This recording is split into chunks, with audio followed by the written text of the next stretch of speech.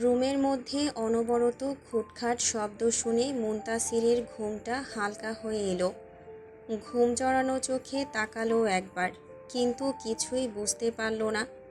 পরের বার ঘাড় ঘুরিয়ে দেখল কয়েকজন মানুষ কী সব কাজ করছে। এরা কারা? রুমে কেন? কি করছে? মানুষ দেখে সে কৌতূহলবশত উঠে বসল। দুই হাতে চোখ ডলে দেখল তার ঠিক সামনে এসি, চার্জার ফ্যান আর একটা চার্জার লাইট রাখা। মূলত এগুলো লাগানোর জন্যই সুইচবোর্ড করা হচ্ছে। সে রুমে চোখ বুলিয়ে দেখল পুরনো আসবাব সরিয়ে নিয়ে নতুন কিছু আসবাবও আনা হয়েছে। এগুলো কে করলো? কখন আনলো? বেডটা আগের থাকলেও dressing table, wardrobe, multipurpose drawer, double sofa, centre table, একটা চেয়ার ও একটা বিন ব্যাগ। এছাড়াও দেখা যাচ্ছে কফি মেকার, পানির ফ্লাস্ক আর ছোট একটা ফ্রিজ। যেন তাকে কেউ ছোটোখাটো সংসার সাজিয়ে দিচ্ছে। সে হতবাক হয়ে সেসব দেখতে দেখতে তার নজর গেল ওয়াশরুমের দরজার দিকে। দরজার পাশে তার হারানো লাগেজ রাখা। ঘুমের ঘোর এখনও কাটেনি। ভুলভাল দেখছে মনে হয়। তার লাগেজ হারিয়ে গিয়েছে, তাহলে ওখানে ওটা কি? সে দ্রুত উঠে লাগেজ খুলে জিনিসপত্র দেখতে লাগলো। এসব তো তারই। কাগজপত্র ঠিকই আছে, দুই একটা ব্র্যান্ডের শার্ট হারিয়েছে। পাওয়ার ব্যাংকটা নেই। যাকগে, আবার কেনা যাবে। এটা কোথা থেকে এলো? তখন আরাব ভূঁইয়া তার রুমে এলেন। দরজার কাছে তাকে চুপ করে দাঁড়িয়ে থাকতে দেখে হাসলেন। ছেলেটা আজ সারাদিন ঘুমিয়েছে। দুপুরে গোসল করেনি, খায়ওনি। কতবার ডেকেছেন তাও শোনেনি সে। এভাবে কেউ ঘুমায়? সারাদিন পর এখন উঠেছে দেখে হাসতে হাসতে বললেন, সাহেবের খাওয়া দাওয়া লাগবে না, পড়ে পড়ে ঘুমালে হবে। খাইনি না, এজন্যই তো বলি, এত ক্ষুধা লেগেছে কেন? তার কথা শুনে আরাব ভূঁইয়া শব্দ করে হেসে ফেললেন। তারা দিলেন ফ্রেশ হয়ে খেয়ে নিতে। মুনতাসির উঠল না, বরং প্রশ্ন ছুড়ল, এসব কি? এত কিছুর দরকার ছিল না। আমি কিচ্ছুটি জানি না বাবা। কমান্ডর সাহেবের সঙ্গে বুঝে নিস। কল করেছিল, তোকে না পেয়ে আমাকে বকাবকি করলো। এবার ওঠ, যা ফ্রেশ হয়ে খেয়ে নে, নয়তো জায়গা মতো অভিযোগ পৌঁছে দেবে বলে দিলাম, তখন মজা বুঝবি। এ কথা শুনে মুনতাসির তোয়ালে আর ট্রাউজার নিয়ে ওয়াশরুমে ঢুকল। এখানে আসার পর থেকে যা হচ্ছে তাই রিস্ক নিল না।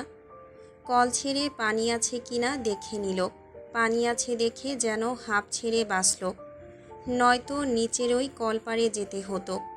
কলপাড়ে গোসল করা ব্যাপার না, তবে টিউবওয়েলের ঐতিহাসিক শব্দটাই তার ভালো মেজাজ খারাপ করার জন্য যথেষ্ট। ওয়াশরুমে নিত্য প্রয়োজনীয় বেশ কিছু জিনিস দেখা যাচ্ছে, যেগুলো গত রাতে ছিল না। বালতি, মগটাও নতুন। এবার নিজেকে গেস্ট মনে হচ্ছে, নয়তো এখানে আসার পর থেকে মনে হচ্ছিল হতদরিদ্র। না আছে পরার মতো পোশাক, না আছে রেস্ট করার মতো একটু আশ্রয়। যাক বাবা, গেল দিন খারাপ, আসে দিন ভালো। বাকিগুলো ভালো গেলেই হলো। এ কথা ভেবে গুনগুন করতে করতে চুলে শ্যাম্পু করে সময় নিয়ে গোসল সারল। ঘুমটাও ভালো হয়েছে। এখন গোসল করে আরও ভালো লাগছে। মন ও মেজাজ দুটোই বেশ ফুরফুরে লাগছে। সে তোয়ালে দিয়ে মাথা মুছতে মুছতে বেলকনিতে দাঁড়ালো। ভেজা কাপড় মেলে আশেপাশে তাকাতে তাকাতে নজরে পড়ল ভূঁইয়া বাড়ির উঠানে। উঠানের একপাশে 5টা মেয়ে কি যেন করছে। সব কটা প্রায় একই বয়সের। হাসছে তারা কোনো এক কারণে। মেয়ে মানুষের হাসির কারণ লাগে নাকি? এরা তো কারণে অকারণে এমনিতেই হাসতে পারে। সে খেয়াল করল, মেয়েগুলোর সামনে বড় বড় 3টে চালতা। একজন চালতা কুচি কুচি করে কাটছে, আরেকজন সেগুলো ধুয়ে তুলছে। একটা চালতা কেটে অনেক হয়েছে। বাকি সব কি করবে? যা ইচ্ছে করুক, তার কি? সে আর দাঁড়ালো না, গায়ে টি শার্ট জড়িয়ে শীষ বাজাতে বাজাতে নিচে নামলো। 2 হাত দিয়ে চুলে ব্যাক ব্রাশ করতে করতে হাঁটা ধরল রান্নাঘরের দিকে। রান্নাঘরের সঙ্গে লাগোয়া ঘরে খাওয়া দাওয়ার পর্ব সারা হয়। কিন্তু অসময়ে কেউ আছে কি? না থাকলে খাবার চাইবে কার থেকে? নতুন জায়গায় এসে নিজে নিয়ে খাওয়াটা কেমন হয়ে যায় না? সে রান্নাঘরের দরজায় গলা খাকারি দিতেই বকুল চোখ তুলে তাকালো। মেয়ের জন্য দুধ গরম করছিল সে। দুষ্টু মেয়েটা সদ্য ঘুম থেকে উঠেছে, তাকে দুধ না দিলে থামবেই না। এই সময় তাকে একা দেখে মুনতাসির মাথা নিচু করে নিল। হিমাদ্রির থেকে এই বাড়ির সদস্য সম্পর্কে একটু আধটু ধারণা পেয়েছে। সে জানে এই বাড়ির ছোট ছেলেটা শামীম বউ নিয়ে সিরিয়াস। অচেনা পুরুষের সঙ্গে কথা বলা পছন্দ করে না। যদি কোনো পুরুষের সামনে যায় মারতে শুরু করে। হাতের কাছে যা পায় তাই দিয়ে মারে। তার জন্য একজন অযথা মার খাবে এটা মানা যায় না। তাই চলে যাওয়ার জন্য পা বাড়াবে তখনই একটা মিহিস্বর কানে লাগলো, আপনি বসুন, আমি বেড়ে দিচ্ছি। মুনতাসির বসল না, বরং দরজা থেকে আরেকটু দূরে সরে দাঁড়ালো। বকুল তড়িঘড়ি খাবার বেড়ে বড়জাকে পাঠালো। উনি এলে মুনতাসির খেতে বসল। গতকাল রাতেও দেখেছিল তাকে কাঁসার থালাবাটি গ্লাসে খেতে দিচ্ছেন, এখনও তাই। এটা কি এই বাড়ির নিয়ম নাকি অতিথেয়তা? কাঁসার বড় থালায় ভাত আর বাটিতে নানান পদের তরকারি, বড় গ্লাসে পানি। সে রেখার দিকে তাকালে উনি হাসলেন। তার মনের ভাবটুকু বুঝে বললেন, এই বাড়ির কর্তারা কাঁসার থালায় ভাত খায়। আমার শাশুড়ি মাও কয়, এতে খেলে নাকি অসুখ বিসুখ কম হয়। বাহ, কিন্তু আমার তো নিজেকে রাজা রাজা মনে হচ্ছে। কেন? প্রাচীনকালে রাজারা নাকি কাঁসার থালায় রাজকীয় ভোগ সারতেন। আজ আমিও সারব। তাহলে আমিও রাজা। কিন্তু আমার তো রাজ্য নাই, তাই আমি গরিবের রাজা। এ কথা শুনে রেখা হেসে ফেললেন। মুনতাসির খাওয়া শুরু করল। রান্নার স্বাদ ভালোই। সে আবার যাতা রান্না খেতে পারে না।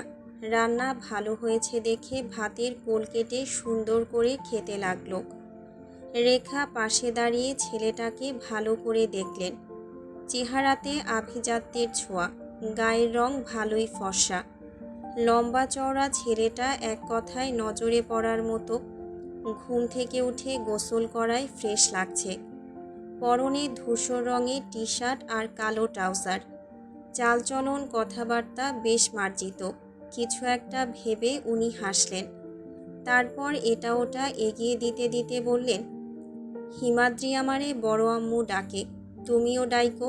তা তুমি কি করো বাবা? বাড়িতে মা বাবা ভালো আছে তো? মুনতাসির মুখের খাবারটুকু শেষ করে পানি খেলো। তারপর ধীরে সুস্থে জবাব দিল, আমার মা বাবা বেঁচে নেই বড় আম্মু।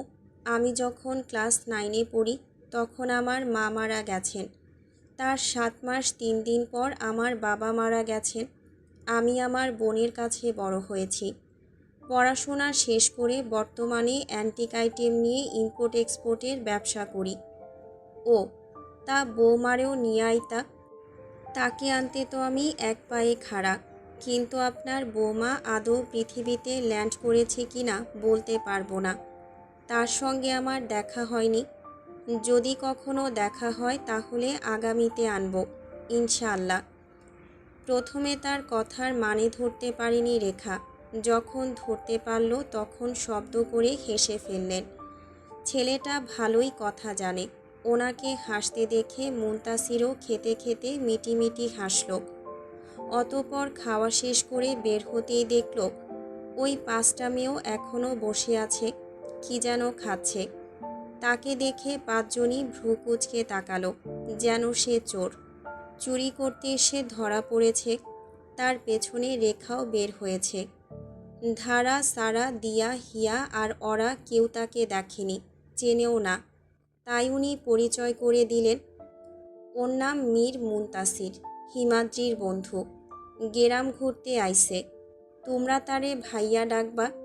হিমাদ্রি যেমন ভাই, হ্যার বন্ধুও ভাই, মনে থাকবো।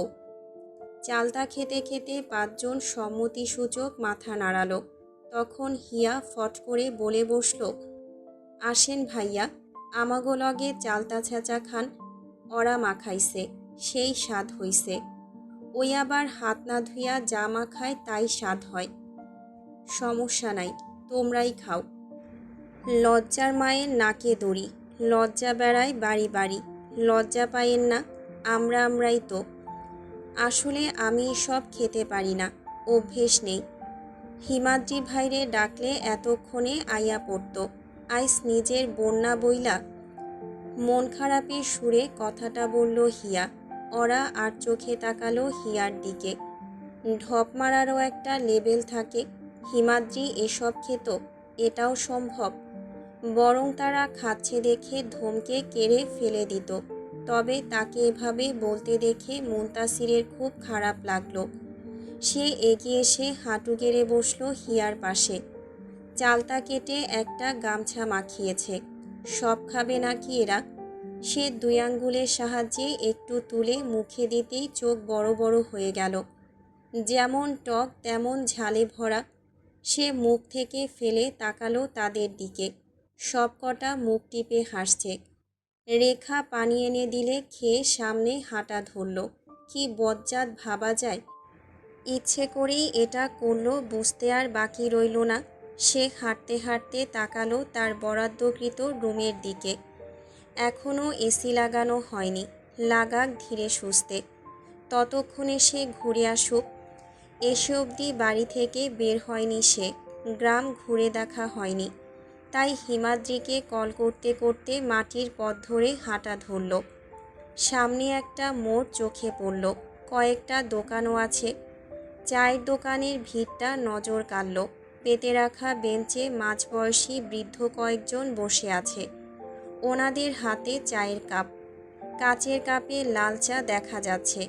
চায়ের রংটা বেশ। দোকানের ভেতরে রঙিন টিভি আছে। টিভিটি আবার খাঁচা টাইপের কিছুর ভেতরে রাখা, যাতে চুরি না হয়, তাই এই কৌশল বোধহয়। টিভিতে বাংলাদেশের সিনেমা চলছে, সাউন্ডটাও ফুল ভলিউমে দেওয়া।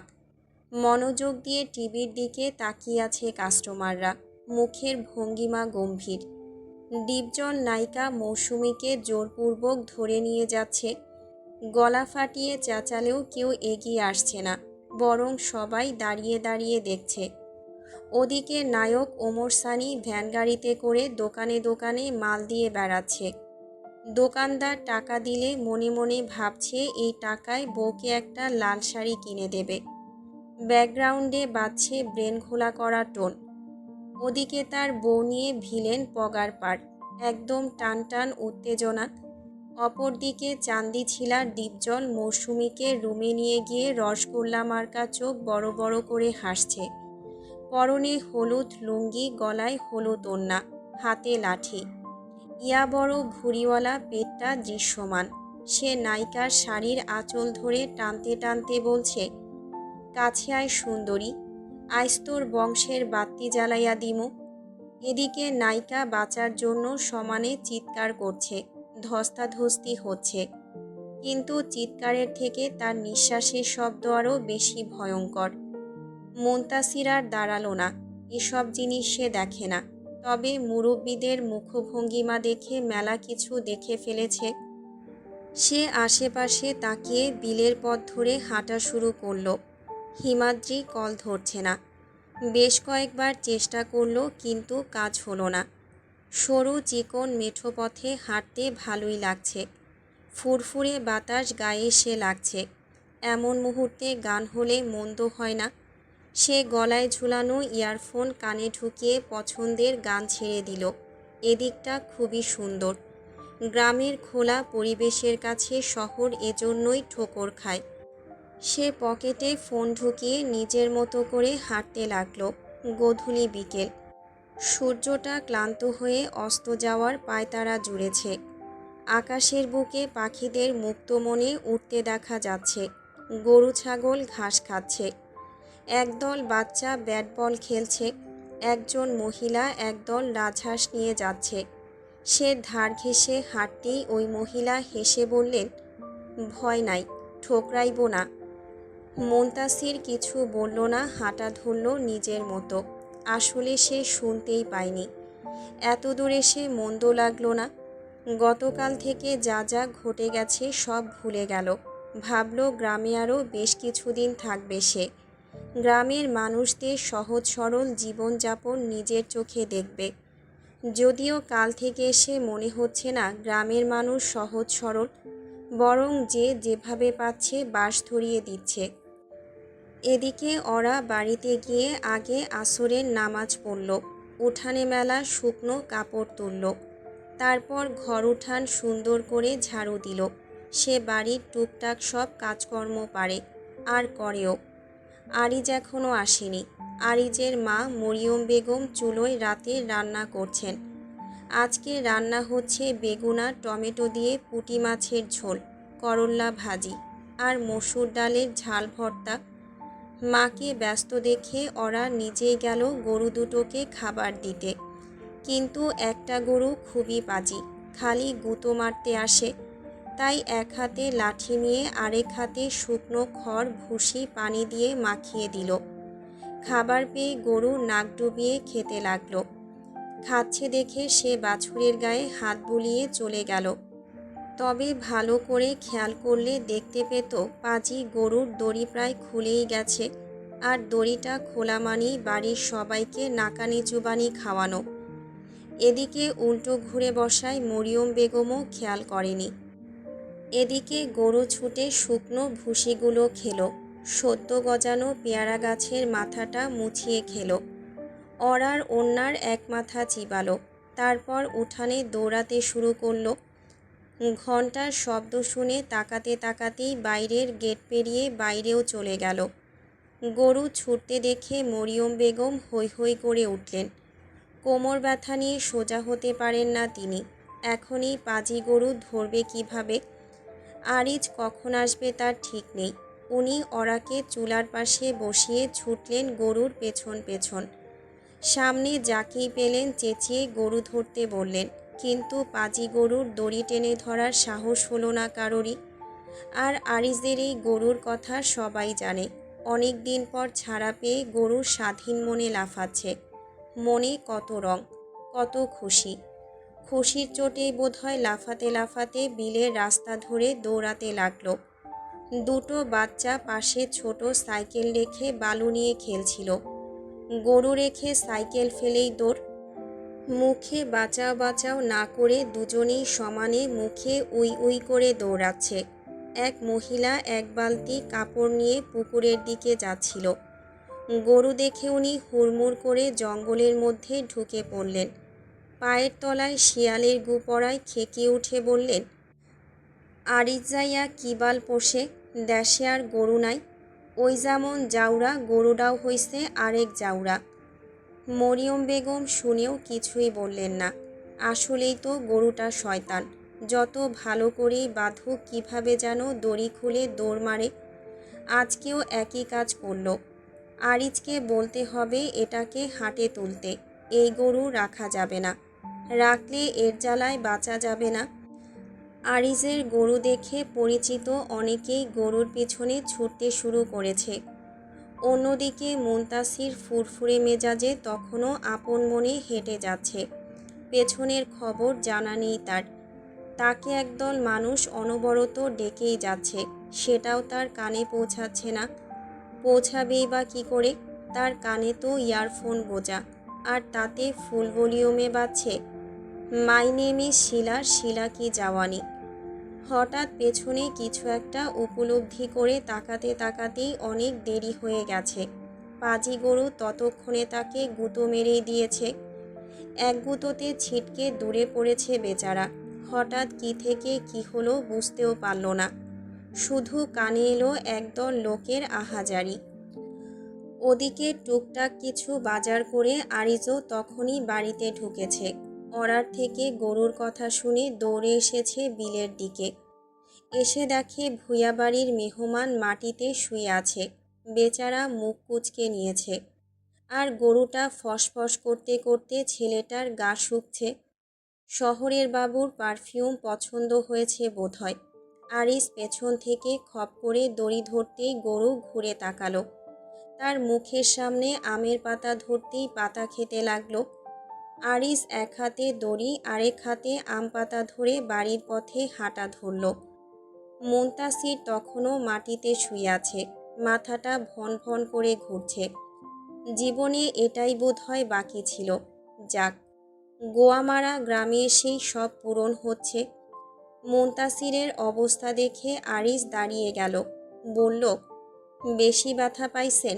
ধরতে হইব? It's okay, I am fine. আসলে আকাশ দেখছিলাম, গ্রামের আকাশটা ভীষণ সুন্দর। হুম, তয় গ্রামের আকাশই না, গরুর গোতাও ভীষণ সুন্দর, সারা জীবন মনে রাখার মতো। একথা বলে আরিস গরু নিয়ে হাঁটা ধরল।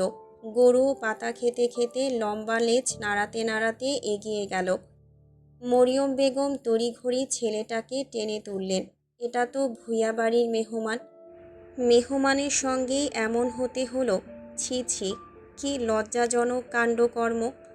অতপর মুনতাসিরের গায়ের ধুলো ঝেড়ে দিলেন, কিছু মনে করতে বারণ করলেন। খুব ব্যথা পেয়েছে তার মুখ দেখেই বোঝা যাচ্ছে। উনি ধরতে গেলে মুনতাসির মৃদু হাসল, ইশারায় বারণ করল। তারপর খোঁড়াতে খোঁড়াতে ওনার পেছন পেছনই ফিরে এলো। গুঁতোটা পিঠের মাঝখানে লেগেছে, এজন্য মনে হচ্ছে মেরুদণ্ডের হাড়টা গুঁড়ো গুঁড়ো হয়ে গেছে। ব্যথায় জান যায় যায় অবস্থা। সে বাড়ির দিকে যেতে যেতে মনে মনে ওয়াদা করল, হতচ্ছাড়া গরুটাকে একটা শাস্তি দেবেই দেবে, নয়তো তার নামও মীর মুনতাসির না।